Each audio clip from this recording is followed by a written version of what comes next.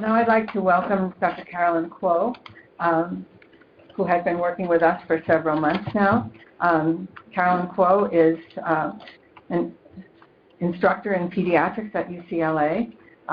In addition to running the pediatric immunology clinic, she also focuses on gene therapy for primary immunodeficiencies. So, Dr. Kuo, welcome.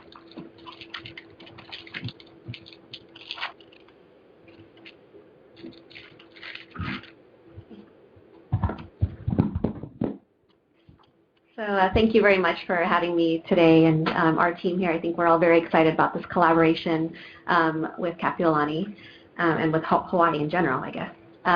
So I'm going to be going over the different SCID phenotypes and ways in which we can recognize how the different mutations can present in the newborn. These are the objectives that are going to be covered today. So the first one is to be able to kind of hear the history and the clinical presentation of a patient and kind of have an idea as to what the mutation might be. The second one is to know the different treatment options available for the different forms of SCID. And last one, to be able to refer any families of yours with SCID to reliable resources. So the traditional way of identifying and recognizing SCID is by the specific immunologic phenotype. So you start off with a patient or a baby who has absent T cells, and then you further categorize them into whether or not they have B cells, and then further subdivide into the presence of NK cells. And I think that's very helpful, and it's always something that goes through my mind when I see a patient with SCID. But in recent years, largely due to better genome sequencing technologies, perhaps a more helpful way of remembering the different SCID phenotypes is knowing the main pathways that are affected by specific molecular defects. And this is because there have been new defects that have been identified that have peculiar presentations that are not just explained by the presence of TB or NK cells. And so the four main categories that I'll be reviewing today are SCID due to accumulation of toxic metabolites, SCID due to cytokine signaling anomalies, SCID due to VDJ recombination and T-cell receptor abnormalities, and then lastly, defective survival of hematopoietic lineage precursors. And so I'll kind of go over briefly how each one works and why they present the way that they do. So I'm going to first go over SCID due to accumulation of toxic metabolites. And the SCID genotypes that result in this are adenosine deaminase deficiency and purine nucleoside phosphorylase deficiency. And so there's a lot of letters on here, but I'll just focus on these two things. So 2-deoxyadenosine is one of the major breakdown products of DNA. And so you tend to accumulate a lot of this 2-deoxyadenosine in areas where you have a lot of apoptosis or cell death. And that happens to occur a lot in the thymus and the bone marrow, where a lot of your lymphocytes are going through maturation and selection. And so, the cells that are not selected undergo apoptosis. And so those areas are more likely to have elevated levels of this 2-deoxyadenosine. The other breakdown product is adenosine. It's derived from ATP and also from RNA breakdown. And so what adenosine deaminase does is it further metabolizes these breakdown products into less toxic metabolites. But when you lack this AD enzyme, which is really expressed on almost all of your cells and very many different cells, but very highly in your thymus, your brain, and your gut, if you lack that, then you have an accumulation of this 2-deoxyadenosine, which instead of going down this pathway over here, it gets shunted down this way, and then you have this large, you can detect large levels of this DATP, which is toxic. In addition, this adenosine also doesn't get processed. And so if you think of adenosine deaminase deficiency as resulting in this accumulation of toxic metabolites, which are toxic to all the lymphocyte lines, then it begins to make sense why they're T negative, B negative, and K negative phenotype. Okay. And so, you know, we try to think of ADA SCID as this systemic metabolic disorder. And so not only can they have immunodeficiency, but they can have hepatic and renal disease. They can have skeletal alterations, which I've shown here.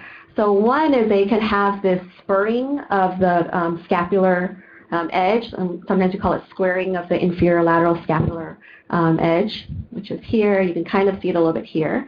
The other thing that they have is cupping of the anterior ribs where it meets the costochondral junction. So I don't know if you can see it, but you kind of see that there's a little bit of cupping at the anterior ribs. These patients can also get neurologic abnormalities and behavioral impairments.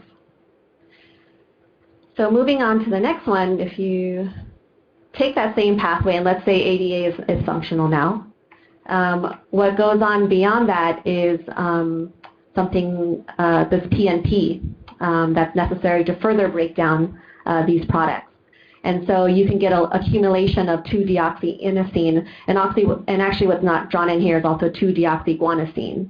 And those metabolites are also toxic, although it seems to be less toxic than ADA, the lack of ADA. And so they have a milder phenotype where they pretty much only have T cell defects, which can be progressive. So they may start off with better numbers of T cells, and that will decrease as they get older. One hint is sometimes they can have low uric acid, although that's not definitive. And so just because they have normal uric acid doesn't mean that they don't have PNP deficiency. They can also have neurologic abnormalities such as spasticity, ataxia, developmental delay, and then also autoimmunity. Okay, so these patients will, as opposed to ADA, which are deficient in all the different lymphocyte lines, they actually do have B cells, although they don't necessarily make good immunoglobulin because they're not getting that T cell communication that they need. So now moving on to SCID due to cytokine signaling abnormalities. So this includes IL-2 or gamma, JAK3, and defects in IL-7 receptor alpha. So I'm going to talk about IL-2 receptor gamma and JAK3 together, and then I'll explain why over here. So IL-2 or gamma is also called like the common cytokine chain or receptor, and so we call it common gamma chain. And you can see here that it's a common element of the receptors for all of these different cytokines, including IL-2, IL-4, IL-7, IL-9, IL-15, and IL-21. So having a defect in IL-2 receptor gamma can affect, several different cytokine receptors. And the reason I, think of JAK3 at the same time is because downstream of the common gamma chain, JAK3 interacts with the common gamma chain. And so defects in JAK3 present identically to defects in the common gamma chain.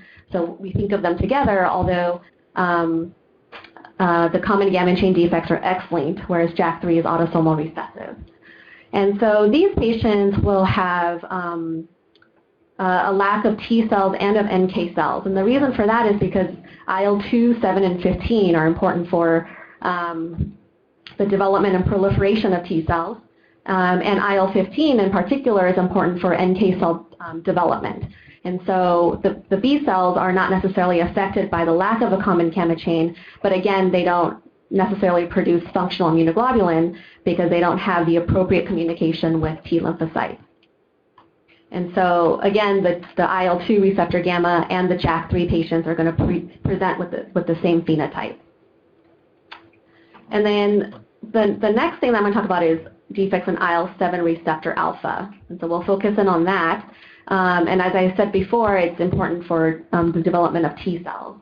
And so you could have a type of SCID where you just have a defect in the IL-7 receptor alpha part. And what this IL-7 receptor alpha is a component of two different receptors. So one is it's a part of IL-7 receptor, and that is almost exclusively expressed by cells of the lymphoid lineage and is involved in thymocyte survival and maturation, particularly during CD8 positive selection. And then this IL-7 receptor alpha is also a part of this other receptor called the thymic stromal lymphopoietin receptor, or TSLP receptor. And so this TSLP receptor, it acts primarily on dendritic cells, and it plays a major role in the expansion of CD4 T lymphocytes, particularly ones that acquire that memory phenotype. Okay. And then moving on to SCID due to VDJ recombination and T-cell receptor abnormalities. So first I'll start off with this RAG1, RAG2 mutation that was brought up earlier. So what RAG stands for is recombinase activating gene. And if you remember, for a T cell or B cell to mature and create a receptor that has a wide antigenic diversity, what it does is it recombines these genes randomly. And so we have, for B cells, you have this variable region, and this variable region has a lot of different genes. The diversity region, and then not shown here, is the joining region. And so what happens is this recombinase activating gene comes in and will make kind of random double-stranded breaks in between the V and D areas and between the D and J areas. And so you'll get this random connection between various V regions, various D regions, and various J regions. And so you're going to have a receptor repertoires that can recognize millions and millions of different antigens. Okay, so that's where we get our diversity from. And so, so this recombinase activating gene is important for both B cells and T cells. And so patients with RAG1 or RAG2 defects will not make B and T cells. And NK cells, if you remember, don't go through VDJ recombination, so they are not affected by this form of SCID. Okay? And so related to this, just another thing you need to know is that, when RAG comes in and makes these double-stranded breaks in the DNA, they have to be repaired somehow. And so that brings us into our next group of, sorry, I jumped ahead. Let me just go over really quickly the different ways that RAG can present. So if you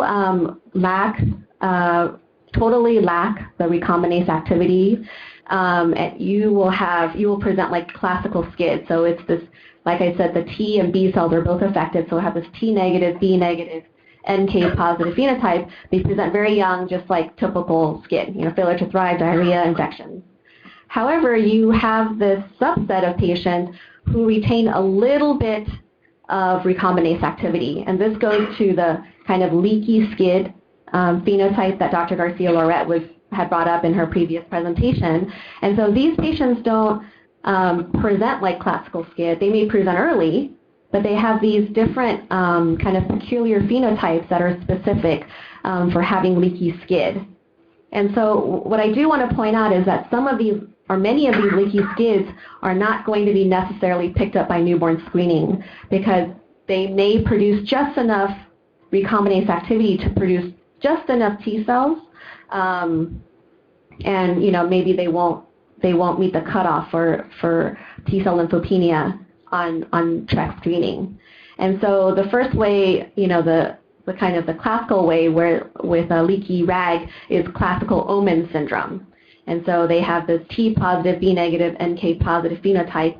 And this is kind of the classical way that we think of them. They have this pronounced erythroderma, so they can appear like very shiny. It's like they have no skin almost. And something characteristic is this secondary alopecia and loss of eyebrows, which you can kind of see here. They have large lymph nodes and hepatosplenomegaly. They have actually lymphocytosis and eosinophilia. And this, they have an increased number of this memory phenotype of T cells. So, typically in an infant, you would expect to see the naive phenotype, which would be CD45 RA positive, dominating the T cell repertoire. However, for these patients, they have a lot more of these memory phenotypes, so RO positive, and also this oligoclonal alpha beta T cell receptor repertoire. And what that means is so that there's just enough recombinase activity for there to be some T cells kind of that mature and get released from the thymus, but then those T cells will just replicate in the periphery. So you don't get this diverse repertoire of T cells. You kind of get this very limited population, but there's a lot of them. Okay, and that can cause problems. And then they have elevated IgE. The next one is incomplete Omen syndrome. which is, can be pretty similar, but they may not have all the features. So they do still present young. They may or may not have the skin rash. They usually have some sort of organomegaly and some diarrhea. And actually, these patients can, when you check lymphocyte subsets, it looks like they, have all the different lymphocytes, and so it makes it a little bit more complicated to pick up. The next one is leaky rag, resulting in an expanded gamma delta T cell subset. And so the majority of the T cells in our circulation are alpha beta. And so these are the ones that, they may not respond as quickly to an antigen or an infection, but they are very specific and they result in memory. So if you get exposed to that antigen again, you have a memory towards that specific microbe or antigen. And that's the majority. And you should have a minority of your population should be gamma delta T cells. And the role of gamma delta T cells is not fully understood. They act more like innate cells. So they don't have the memory. They react a lot faster to microbes. And so some people think of them as kind of the junction between the innate immune system and the adaptive immune system. And so, patients with this phenotype, if you type their T cells, actually the majority of them will be gamma delta. And then the rest of their immunoglobulins seem normal. And a very, very, very small subset of these leaky rags will have granulomatous inflammation. And so these patients are the ones that will present later. So you may not necessarily, these may not be picked up by newborn screening. You may not necessarily see them or know that anything is going on initially. But usually after their first year of life, they start to have some eosinophilia, some elevated IgE. They also have that increased memory phenotype of CD4 T cells. And then they can develop these kind of cutaneous granulomas that you can see here in this patient that can also affect different organs like the liver, the spleen, the gut. Okay. And then now moving on to the radiation-sensitive SCIDs. So before I jumped ahead of myself, so when the double-stranded break occurs after recombinase activating gene comes into effect, that double-stranded break needs to be repaired.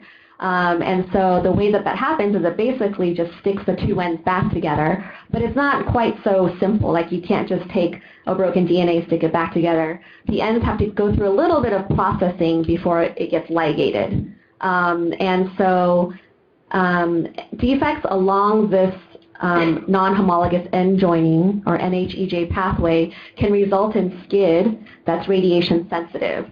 And so these are the different mutations that can occur. So DNA PKCS, Artemis deficiency, XLF, XRCC4, which is also called Cernunios, and then ligase 4. So any of these 4 defects can result in SCID that cause radiation sensitivity. And the reason that these defects are different from the RAG1, RAG2 is because RAG1, RAG2 is specific to lymphocytes. That's what lymphocytes use to undergo VDJ recombination. However, this non-homologous end joining pathway or this DNA repair pathway is important for all the cells in your body.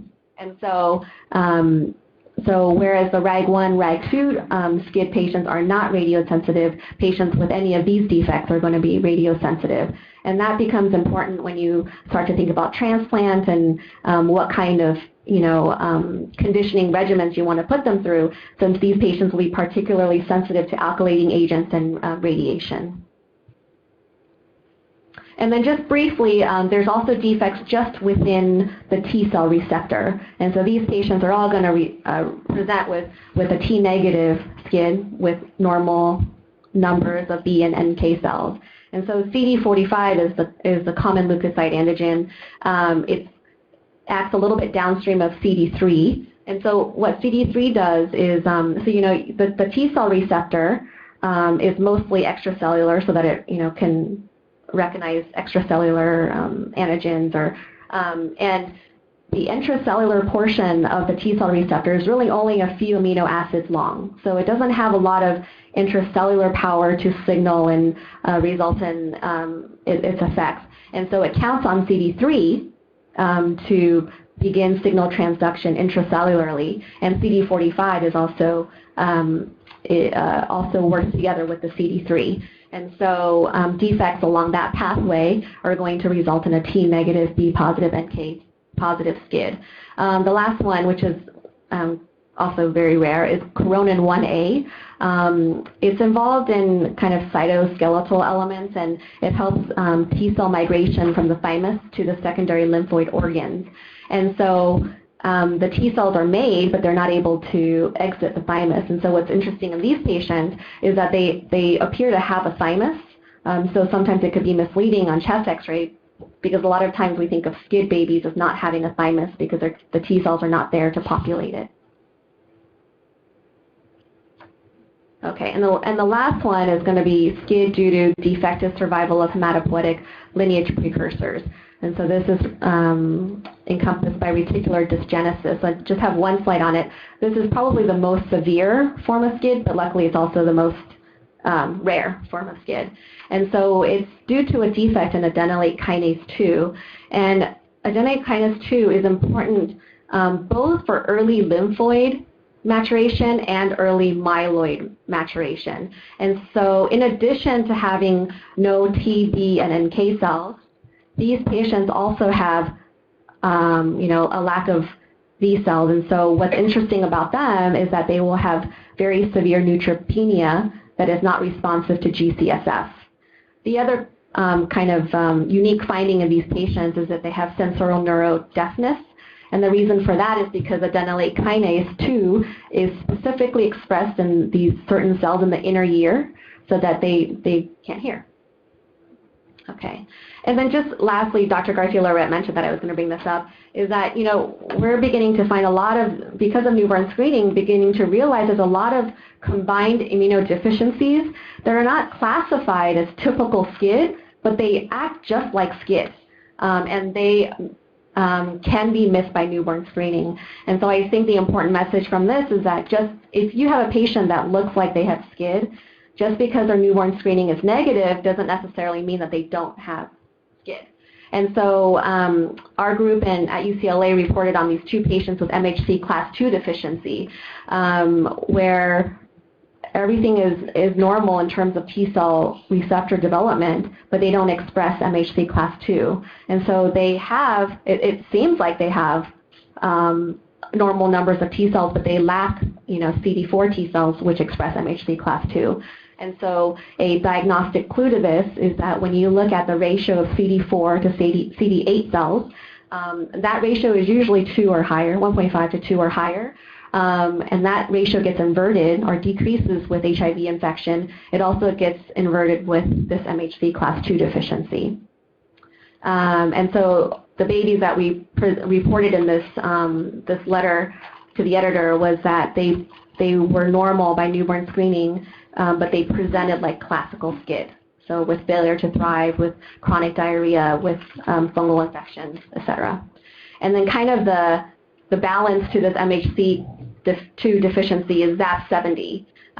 So this is also kind of a transduction factor within the T cell, and it results in a selective CD8 deficiency rather than a selective CD4 deficiency. And so these are just things to keep in mind. I mean, they're quite rare, but things to keep in mind when you have a patient that looks like SCID, but their newborn screening is normal.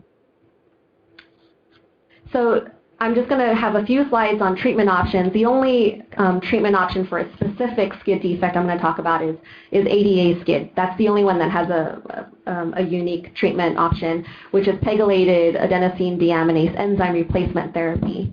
And so PEG-ADA is great in the sense that you can give it immediately, and it immediately starts to detoxify the system. And so, you'll have pretty quick B cell reconstitution, followed by gradual T cell reconstitution, and then just recovery of immune function. But the worry with PEG-ADA therapy is that it doesn't last forever. So first of all, the immune recovery is never perfect. So they generally don't go back to totally normal numbers of BT cells and normal function. And the fear is that response will also wane the longer that they're on ADA enzyme therapy. And so and some of that is due to forming kind of neutralizing antibodies against the bovine ADA, and also these patients will start to develop complications of autoimmunity. And so, this isn't a permanent cure, although it's a great treatment that is life-saving.